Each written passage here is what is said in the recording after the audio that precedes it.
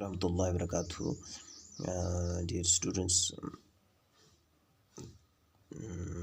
this lesson is for 11th class, and this is the 7th lesson we are going to discuss today.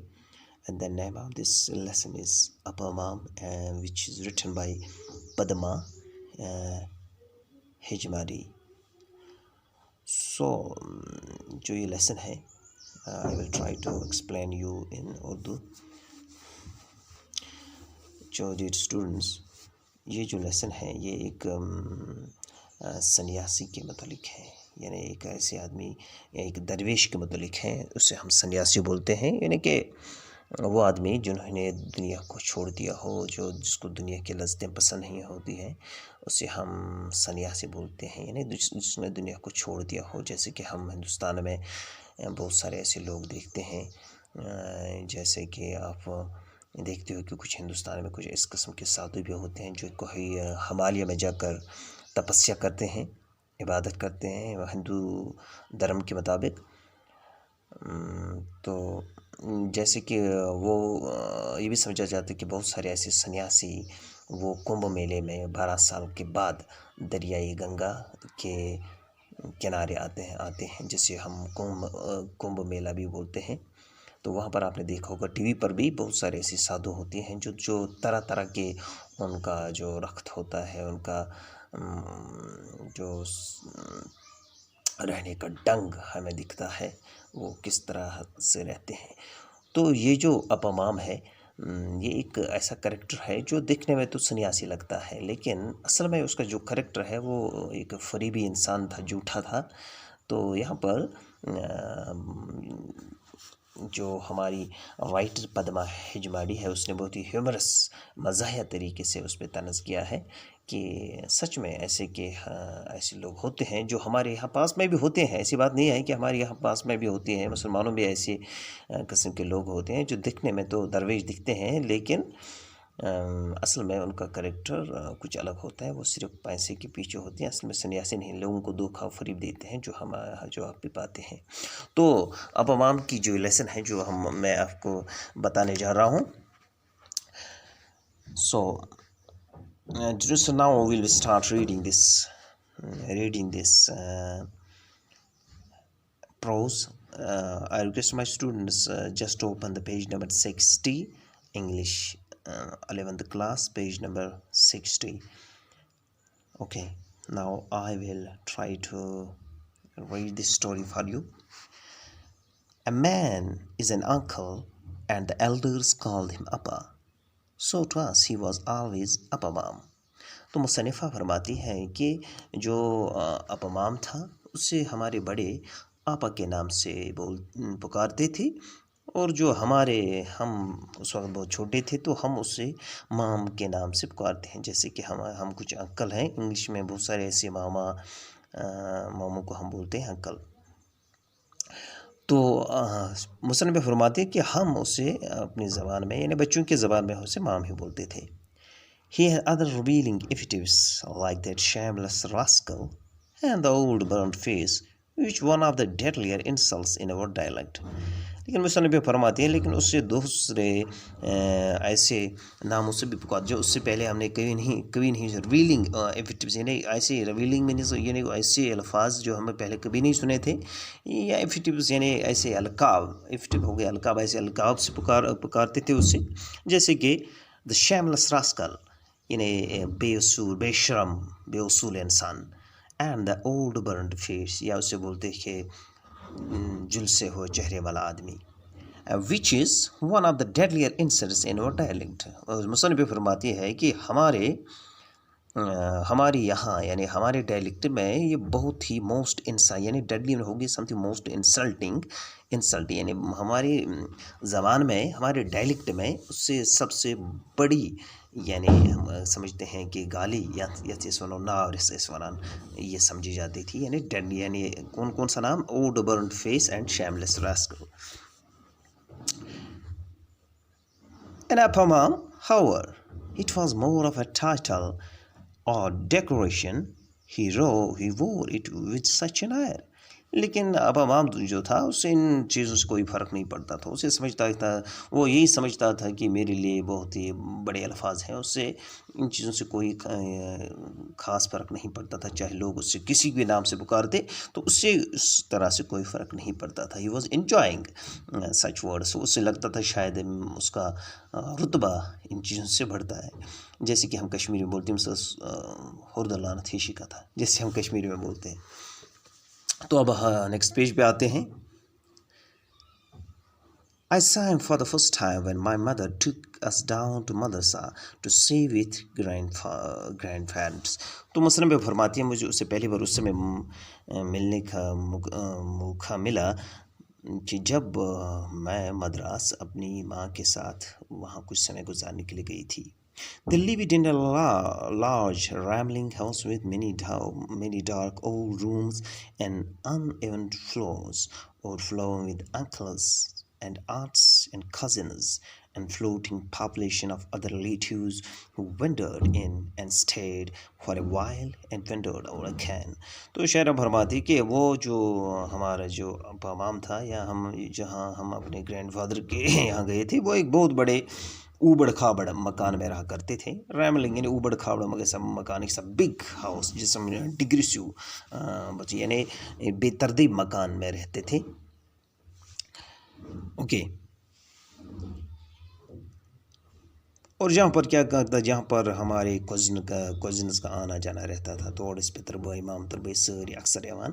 تو کچھ لوگ آتے تھے، کچھ لوگ جاتے تھے. کہ یہ ایک تھا یہ دھرم شالہ ہیو بنیام، جیسے کہ ایک دھرم شالہ یعنی وہاں پر لوگ آتے تھے جاتے تھے، کیونکہ ہمارے گرینڈ فادر رہتے تھے، اس کی بہت ساری بیٹیاں ہوں گی اور بیٹے ہوں گے جن کے بہت سارے بچے ہوں گے. تو اس طرح سے وہ الگ الگ علاقوں میں بستے ہوں گے. تو اس طرح سے رشتہ بہت بڑا تھا. تو دادا جی کے پاس سے بھی لوگ مختلف اپنی باری باری پہ آیا کرتے تھے. There was a college next door of which grandfather was a principal. اور ہمارے بغل میں ایک کالج بھی تھا جہاں پر ہمارے دادا کبھی پرنسپل ہوا کرتے تھے. So an occasional nephew or a third cousin who was enrolled there also sometimes came to spend the weekend. تو اس طرح سے ہمارا کوئی کزن، ہمارا کوئی دور سا رشتہ دار اگر ہم وہاں کوئی تھا تو وہاں پر وہ دور سے کوئی رشتہ دار پڑھتا تھا تو وہ اگر اس کا ہمارے اس پاس میں سے والے کالج میں ایڈمیشن ہوا کرتا تھا تو وہ ضرور ہمارے یہاں آتا تھا، یعنی دادا کے گھر اکثر ہفتے میں ایک بار ضرور آتا تھا. Generally on his best behaviour for grandfather's benefit. کیونکہ اکثر میں جو ہمارا جو دادا جی تھا وہ ان سبوں کے ساتھ اس طرح سے بہترین کا کیا آ جائے گا، یعنی دادا جو ہمارے دادا تھے ان کے ساتھ ان کا جو ویوہار تھا تو وہ بہت اچھا تھا. There was one especially who I remember thinking was intensely romantic because he was tall and pale and had a biting limp from an injury which once made him faint dead away on the drawing room carpet and lie there looking more romantic than ever.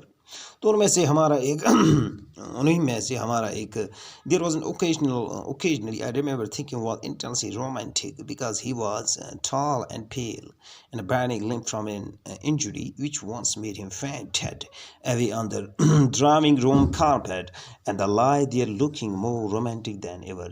تو مصنف فرماتی کہ وہاں پر ایک ایسا بھی آدمی تھا جو تھوڑا سا لمبے قد کا تھا اور وہ رومانی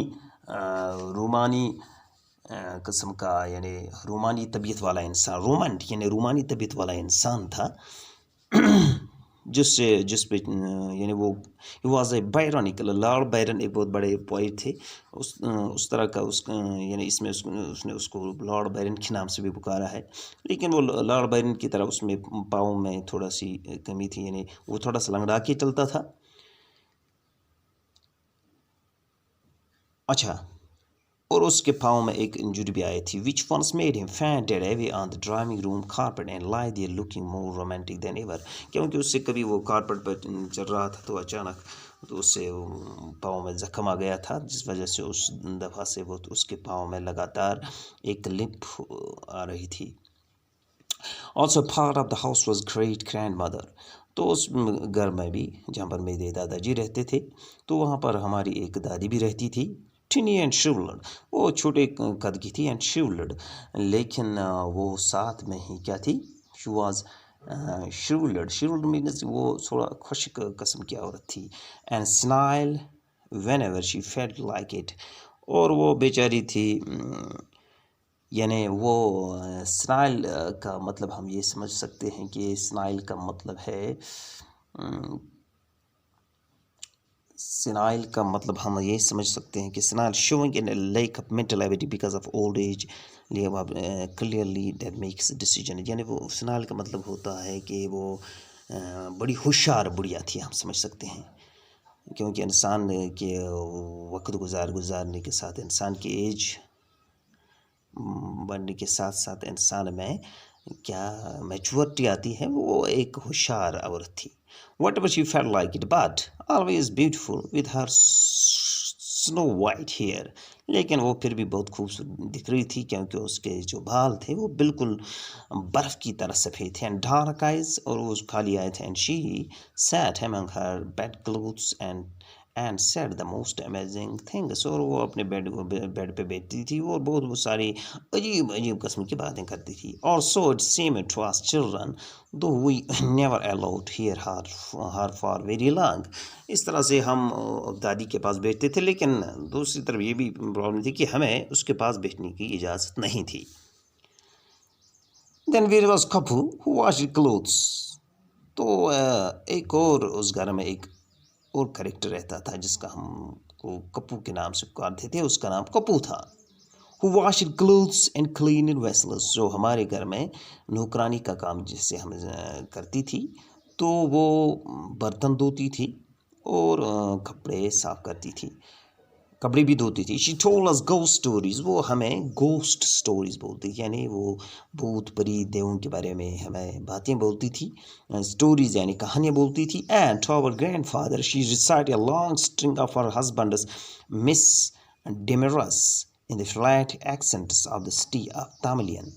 تو وہ ہمارے جو دادی تھی وہ اس کو اپنے ہسبینڈ کے بارے میں، جو ہماری نوکرانی تھی، جو اس گھر میں جو نوکرانی تھی جس کا نام کپو تھا، وہ میری دادی کو اپنے ہسبینڈ کے بارے میں یعنی مس ڈیمرس، یعنی وہ بدسلوکی، جو اس کا پتی، اس نوکرانی کا جو پتی تھا اس کے ساتھ بدسلوکی کے ساتھ جو پیش آتا تھا، وہ ساری باتیں وہ ہماری دادی کو بولتی تھی. In that flat accents of the Tamilian, یعنی تامل زبان میں ایک تامل زبان کا جو اس کا ایکسنٹ تھا، اس کا لہجہ، ایکسنٹ ہو گیا لہجہ جو تھا، وہ اسی طرح اسی انداز میں ہماری دادی کے ساتھ وہ باتیں کرتی تھی.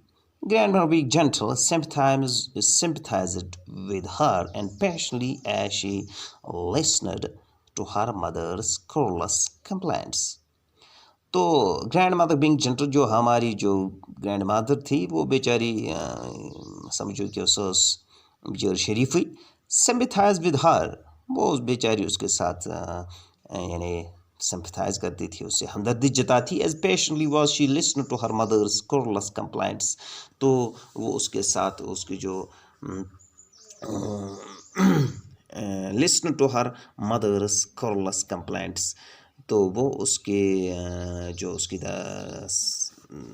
ماں تھی اس کے ساتھ جو اس کا بیہیویئر، جو گالی گلوچ والا بیہیویئر تھا یا لڑائی والا بیہیویئر تھا، وہ دھیان کے ساتھ وہ ساری باتیں اس کے ساتھ سنتی تھی. سو ڈیئر اسٹوڈنٹس، آج تھوڑا اتنا ہی ہے کیونکہ پھر یہ ویڈیو اپلوڈ بھی نہیں ہوتا ہے. تو انشاءاللہ رحمان نیکسٹ ٹائم ہم اور آگے پڑھیں گے.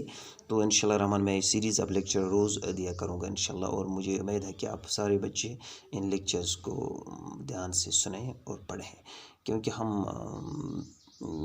ہماری جو سارے ٹیچرز ہیں وہ بہت زیادہ محنت کرتے ہیں. لیکن میں دیکھتا ہوں کہ بہت سارے جو بھی ویڈیوز ہیں، جتنے بھی ٹیچرز جیسے کہ اسرار صاحب نے بھی دیا، اشرف صاحب دیتے ہیں، منظور صاحب دیتے ہیں، جو باٹنی سر دیتے ہیں، وہ واسق صاحب دیتے ہیں، ہر ویڈیو کے ہم بس 3 یا 4 ویوز دیکھتے ہیں. میں نے دیکھا کہ بہت سارے، اس کا مطلب کہ 2 یا 4 بچے دیکھتے ہیں. پتہ نہیں وہ سارے بچے ہی دیکھتے ہیں یا پھر کچھ اور بھی دیکھتے ہیں، لیکن یہ اچھی بات نہیں ہے کہ آپ پڑھیے، کیونکہ یہ ٹائم پھر آنے والا نہیں ہے.